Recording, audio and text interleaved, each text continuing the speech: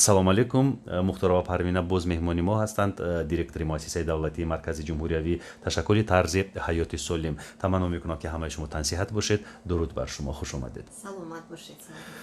Парвина, ман мехоҳам роҷи ба имгузаронӣ, яъне ваксинатсия ҳарф бизанем, чун ба тамоми мардум маълум шуд ки ваксина омад ба Тоҷикистон. бале, ташаккур, хеле саволи ба маврид аст. Аввалан мехостам мардум огаҳ бошанд ки худи иммунизатсия ё ин ки имгузаронӣ ё ваксинатсия ин аҳамияти он, моҳияти он дар чи аст ва барои чӣ тамоми ҷаҳон ваксинаро интизор буд, барои чӣ он лозим аст. мо мегӯем ки ҳама аз ин беморӣ бемор шуданд, сиҳат шуданд. оё ниёз ба ваксина гузаронидан ҳаст ё нест? аввалан бояд гуфт ки муҳити атрофи моро ҳазорон микробу вирусҳо иҳота карданд ва бештар ин вирусу микробҳо таҳдид мекунанд, хавфу хатар доранд ба ҷисми кӯдакон, барои он ки онҳо ҷисмашон устувор нест, мустаҳкам нест, қавӣ нест ва ин вирусҳо вориди организми онҳо мегарданд ва ба беморӣ гирифтор мекунанд. ва ваксина, иммунизатсия ин ҷисми кӯдакро ба ана ҳамин вирус мутобиқ чихел гӯям муқовимат пайдо мекунад. Организми кӯдак муқовимат пайдо мекунад зидди ана ҳамин вирус ё бактерие ки ба ӯ таҳдид мекунад. ин гуна ваксинатсияро мегӯянд ваксинаҳои зидди бемориҳои сироятии кӯдаконаи идорашаванда. идорашаванда чихеле ки мо медонем кӯдак то синни 2 солагӣ аз тақвими миллии имгузаронӣ бояд ки гузарад, тамоми ваксинатсияро гузарад. аз ана ҳамин тифле ки таваллуд шуд дар таваллудхона ваксина мегузаронад, то 2 солагӣ бояд ки ваксинатсияро гузарад.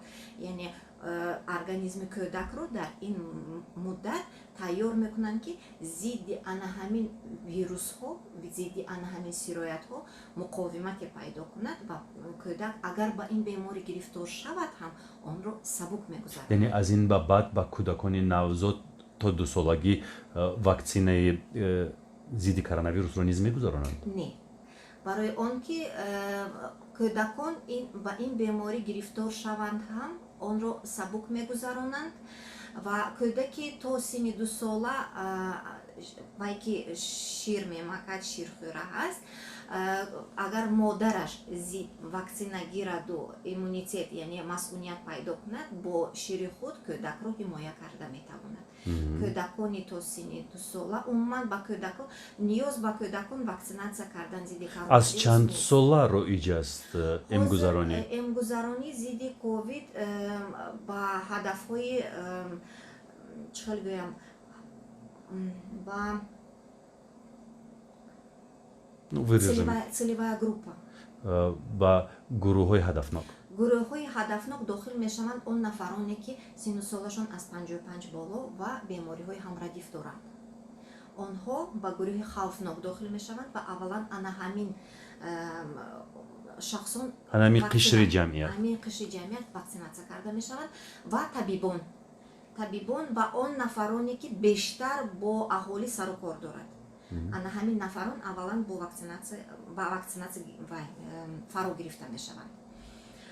ва умуман оид ба имгузаронӣ чиро бояд донист? имгузаронӣ маҳсули имрӯза нест.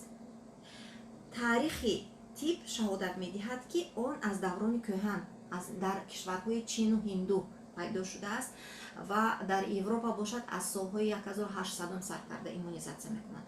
ягон хавфу хатар надорад.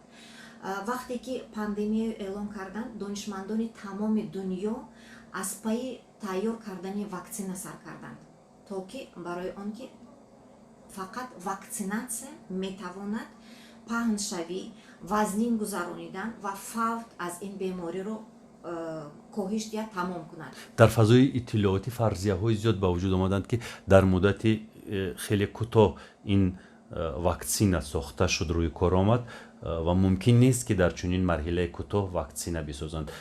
сохтани ваксина 10 солаҳоро тақозо мекунад. дар ин бора шумо чӣ мегӯед? бале, ваксина сохтан муддати тӯлониро мегирад.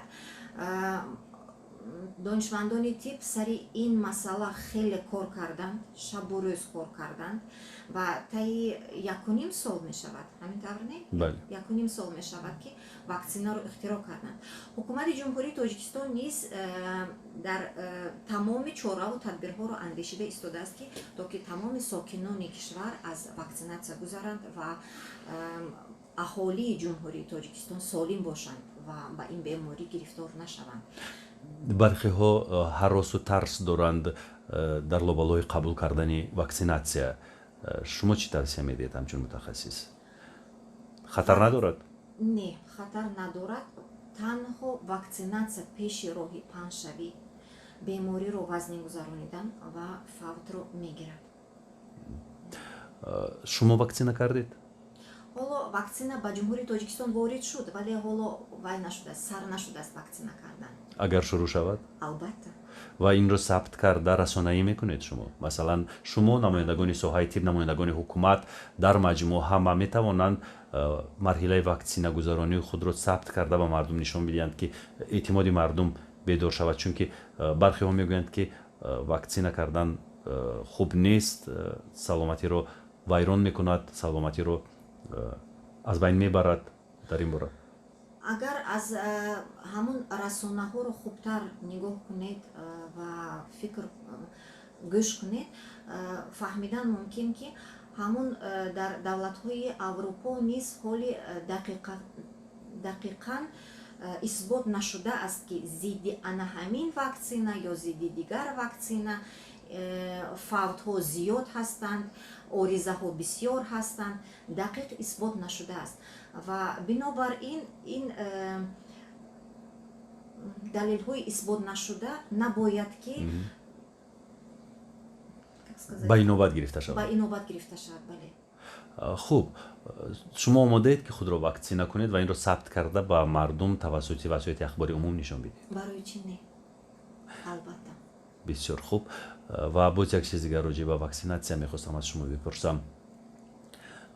чанди қабл мо ҳам суҳбат гардидем бо вирусшиноси эрони табори амрико доктор Олоӣ, Ораш Олоӣ гуфтанд ки ба шахсоне ки ҳассосияташон баланд аст, яъне аллергия доранд, ваксина каме зарар мерасонад. кадом вақт шахс ваксинатсияро мегирад, пеш аз ваксинатсия гирифтан корманди тиб машварат мегузаронад, яъне бо шахсе ки ваксинаро мегирад ва вақте ки корманди тиб дақиқан боварӣ ҳосил мекунад ки шахс солим аст ва метавонад аз ваксинатсия гузарад, яъне ваксинаро гирад, ӯ метавонад ваксинаро гирад ва ба саволҳои худ посух гирад. инчунин ваксина чӣ гуна гузаронида мешавад? ройгон ё ин ки мардум ягон маблағ пардохт мекунанд? Не, ваксинатсия ройгон гузаронида мешавад ва онро корманди тиб мегузаронад. 511 ин рақами телефони боварӣ аст. саволҳои иловагӣ агар пайдо шуданд шумо метавонед ба ин рақам занг бизанед ва посух пайдо кунед. ҳамеша сиҳатманд бошед. хайр.